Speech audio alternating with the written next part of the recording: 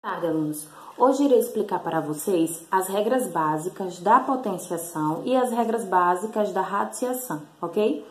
Inicialmente, eu numerei 9 regras básicas, são propriedades básicas da potenciação. E para cada uma delas, coloquei um exemplo para ficar melhor a explicação. Vamos lá. A primeira propriedade diz que se eu tenho uma multiplicação de bases iguais com expoentes diferentes, eu vou conservar essa minha base e vou somar os expoentes. Como assim?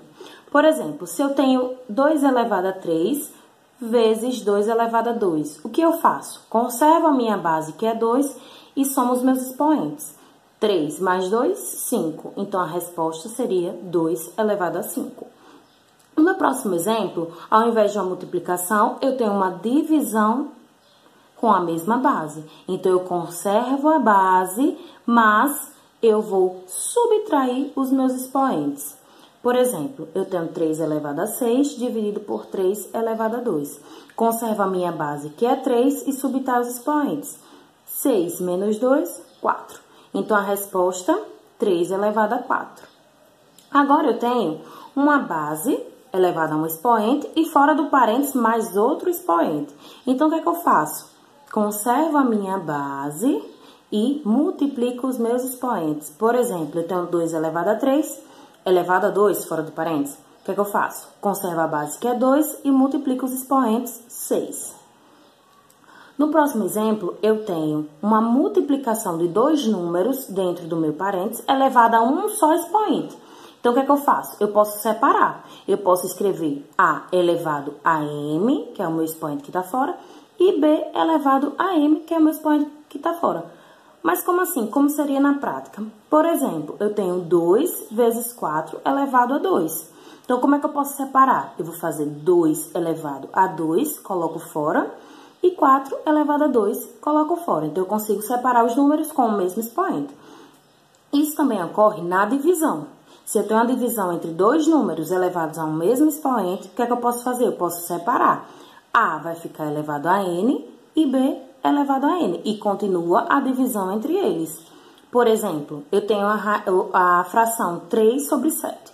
O que é que eu posso fazer? Eu posso colocar o numerador elevado a 2, então ficaria 3 elevado a 2, e o denominador 7 elevado a 2. Então, eu consigo separar o meu expoente em meus números e continua a minha divisão. Essa próxima regra, ela é bem importante também. Qualquer número que vier elevado ao meu expoente igual a 0, o resultado será igual a 1. Vai ser bem fácil. O que ocorre, por exemplo, nesse próximo exemplo? 10 elevado a 0 é 1. Se fosse 1 milhão elevado a 0, era 1. Se fosse 1900 e tarará elevado a 0, era igual a 1, ok? Próximo, também é fácil. Eu tenho A elevado a 1 é igual a A. O que quer dizer isso? Quer dizer que qualquer número elevado a 1, o resultado vai ser o qualquer número que eu estiver usando. Por exemplo, eu tenho 1000 elevado a 1.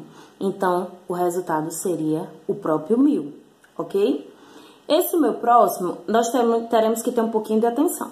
O que acontece? Eu tenho uma base qualquer, pode ser um 2, pode ser um 3, e aí ele vem elevado a um expoente negativo. O que significa dizer isso? Que eu vou ter que inverter a minha fração. Porque inicialmente, digamos que nós temos um número aqui dividido por 1. 2 dividido por 1, 3 dividido por 1. Então, subtende que tem 1 aqui embaixo, tá? Então, se eu quero esse meu N positivo, eu vou inverter essa minha fração. Então, o 1 que está embaixo vai para cima na fração. E o A que está em cima vai para baixo na fração. E o que é que acontece com esse meu N? Volta a ser positivo. Então, assim, eu consigo trabalhar com um expoente positivo. E esse N faz o quê? Tanto o 1 vai estar elevado ao N, como o A vai estar elevado ao N. Por quê, Bia? Porque ele cai na regrinha 5, ok?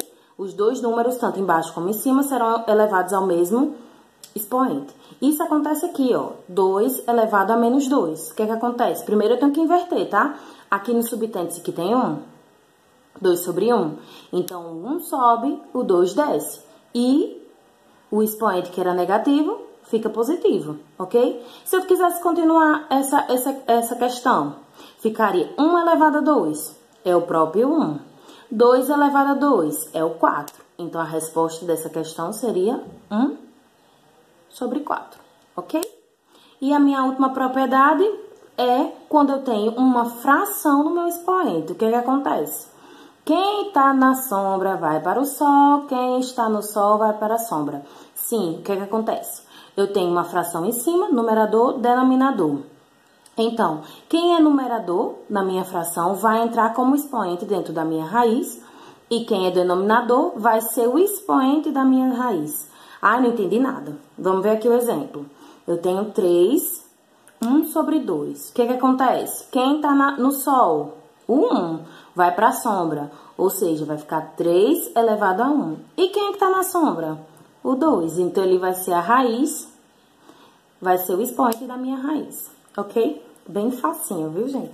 Vamos para a radiciação, as regras básicas de radiciação. A primeira regra nos diz o quê? Eu tenho uma raiz que eu tenho um número dentro, uma base, pode ser 2, 3, 4, por aí vai, elevado a um expoente, e a minha própria raiz pode ser raiz quadrada, raiz cúbica e por aí vai. Então, o que ele está dizendo? Se eu quiser simplificar, estou ali na minha expressão, estou precisando simplificar essa minha raiz, o que eu posso fazer? Eu posso pegar um número, esse número aqui eu chamei de P, que eu posso dividir o N e o M ao mesmo tempo. E isso vai me ajudar a simplificar essa minha fração. Por exemplo, eu tenho raiz oitava de 5 elevado a 4. Aí eu vou pensar, qual é o número que eu posso dividir o 8 e o 4 ao mesmo tempo? Pensei, o 4, muito simples. Então, eu vou dividir 8 dividido por 4, é o 2, vem aqui para fora. 4 dividido por 4 é 1 e ele continua sendo o expoente do 5. Olha a diferença, eu estava com a raiz oitava de 5 elevado a 4 e agora eu só tenho a raiz quadrada de 5. Então, simplificou bastante a minha vida. Na segunda expressão, na segunda propriedade, o que a gente vai ver? Que eu tenho uma raiz com expoente n, e o que acontece? Eu tenho dois números multiplicando lá dentro da minha raiz. O que eu posso fazer? Eu posso separar. Só que esse meu expoente, ele vai ser tanto para quem está na raiz de A, como para B. Eu não podia ter aqui uma raiz quadrada e simplesmente aqui aparecer uma raiz cúbica. Não, o expoente não é 2, não é quadrado, então tem que ser tanto para o A como para o B. Por exemplo, eu tenho a raiz quadrada de 2 vezes 4. Aí eu quero separar essas raízes, então eu tenho que ter raiz quadrada de 2, raiz quadrada de 4. Então, o expoente 2 tem que aparecer nos dois termos, tá? O próximo exemplo é muito simples. Eu tenho uma raiz dentro de uma raiz. A minha raiz de fora tem um expoente m, e a minha raiz de dentro, p. O que eu posso fazer? Posso simplesmente multiplicar esses dois expoentes. Bem simples. E aí, eu vou tirar essa raiz dupla aqui. Por exemplo, eu tenho raiz de 3. Dentro da minha raiz de 3, eu tenho a raiz quarta de 3. O que eu posso fazer? Eu posso multiplicar esse meu expoente 3 pelo 4. E aí, eu vou ter a raiz o quê? Ó? Ela é com expoente 12. E o número que estava dentro continua do mesmo jeito. Só que agora eu simplifiquei. Agora eu só tenho uma raiz com um expoente lá fora. A próxima também é simples. Parecida com a 12. Só que ao invés de multiplicação, eu tenho uma divisão. E aí, eu posso separar essa minha divisão, que está dentro da raiz. Quero trabalhar com elas duas fora. Então, o que eu posso fazer? O mesmo expoente que tem na raiz aqui, se fosse raiz cúbica.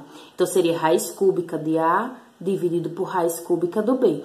A divisão continua. Eu separei as raízes, tá? Fiz uma separação.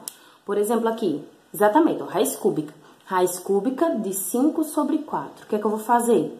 Raiz cúbica de 5 dividido por raiz cúbica de 4. Isso, todas essas propriedades vão me ajudar a responder questões de expressões e questões que parecem, a princípio, muito difíceis e aí a gente consegue simplificar, facilitar as contas. Uma observação que eu coloquei aqui é como a gente pode responder essa questão de outra forma. Essa propriedade 2. Como é que eu posso respondê-la de outra forma? Aqui eu separei, né, as raízes, botei raiz quadrada de 2 vezes raiz quadrada de 4. Só que eu posso fazer da seguinte forma também. Eu posso multiplicar os números que estão dentro da raiz, então 2 vezes 4, 8. E aí eu tenho raiz quadrada de 8. O que é que eu faço, Bia, para responder isso aqui? Eu vou fatorar. Vou fatorar meu 8. Lembra de fatoração? Boto o númerozinho, tracinho e vai dividindo pelos valores mínimos. E aí eu consigo descobrir que 8 é a mesma coisa que 2 elevado a 3. Pois bem, tendo em vista que nós sabemos que 8, quando fatorado, é 2 elevado a 3, nós podemos fazer a separação desse 2 elevado a 3. Como é que podemos fazer isso? Nós podemos reescrever 2 elevado a 3 como 2 elevado a 2 e 2 elevado a 1. Mas por que isso? Porque sabemos que quando eu somo os expoentes desse 2 com esse, ou seja, 2 mais 1, ele retorna ao 3. Então, eu posso reescrever 2 elevado a 3 como 2 elevado a 2 e 2 elevado a 1. E a minha raiz continua o quê? Com o expoente 2, ok? Então, o que é que nós podemos fazer? Nós podemos cancelar esse índice do 2 com esse 2 aqui do expoente da raiz. E aí, o resultado vai ser o quê? O que sobrou, o próprio 2. Já aqui, eu posso fazer a mesma coisa? Não posso, porque aqui eu tenho um expoente 2 e dentro eu tenho um expoente 1. Então, ele resta o quê? A raiz quadrada de 2, ok? Outro assunto que nós podemos estudar é a racionalização dos denominadores quando eles vêm em raiz. Como é que eu posso fazer isso? Por exemplo, eu tenho 1 sobre raiz de 2 no denominador. E aí, eu quero cancelar esse meu denominador. Eu quero deixar ele número normal, sem raiz. Como é que eu posso fazer? Eu vou multiplicar o meu denominador e o meu numerador por raiz de 2. Aí, então, eu vou ter 1 vezes raiz de 2, próprio raiz de 2. 2 raiz de 2, 2 raiz quadrada de 2 vezes 2 vezes raiz de 2. O que é que eu tenho? Eu tenho essa propriedade 2 aqui. Que antes, o que foi que eu fiz? Eu separei os dois números em duas raízes. O que é que eu tô fazendo aqui? Vou fazer o inverso, eu vou unir. Eu vou pegar uma raiz quadrada só e os números que estão dentro, 2 e 2, eu multiplico. Então, vai ficar raiz quadrada de 2 vezes 2. Então, o que é que eu posso fazer aqui? O 2, raiz de 2 fica em cima. Ok, não mexo com ele, ele vai continuar normal. E embaixo vai acontecer o quê? Eu tenho uma multiplicação, então eu vou resolver essa multiplicação. 2 vezes 2, 4. Então, eu tenho raiz quadrada de 4, que a gente já sabe que é o 2. Então, como é que termina a nossa resposta? Raiz de 2 sobre 2. Nesse segundo exemplo, ele é um pouquinho mais difícil, mas nós conseguimos desenrolar ele. O que é que nós temos aqui embaixo? Nós temos 1... E no denominador, raiz de 3 mais 1. Então, eu vou multiplicar o denominador embaixo e em cima, só que eu vou inverter o sinal. Se aqui eu tenho um mais, aqui eu vou multiplicar por o sinal negativo. Eu vou colocar o mesmo valorzinho que eu tenho, raiz de 3 e 1, só que ao invés de somá-los, eu vou subtrair. Se aqui fosse subtração, aqui eu iria somar. Por que eu tenho que fazer isso? Porque lá na frente, ele vai me ajudar a cancelar alguns valores. E aí, vai facilitar minha conta. Em cima é simples. 1 vezes raiz de 3 menos 1 é o próprio raiz de 3 menos 1. E embaixo, depois que eu aplicar toda a distributiva, vai me restar só isso aqui, ó. Raiz quadrada de 3 elevado a 2. O 2 daqui de fora, eu posso cancelar com o 2 da raiz, então só me resta o 3. Menos, que ele continua aqui, menos, mais com menos, menos. Então, 1 elevado a 2 é 1. Então, em cima continua da mesma forma e embaixo vai ficar 3 menos 1. 3 menos 1 é 2. Então, olha como é que eu tinha antes a minha expressão e como ela terminou. Termina mais simples e embaixo não tem raiz no denominador, ok? Vamos para os exercícios.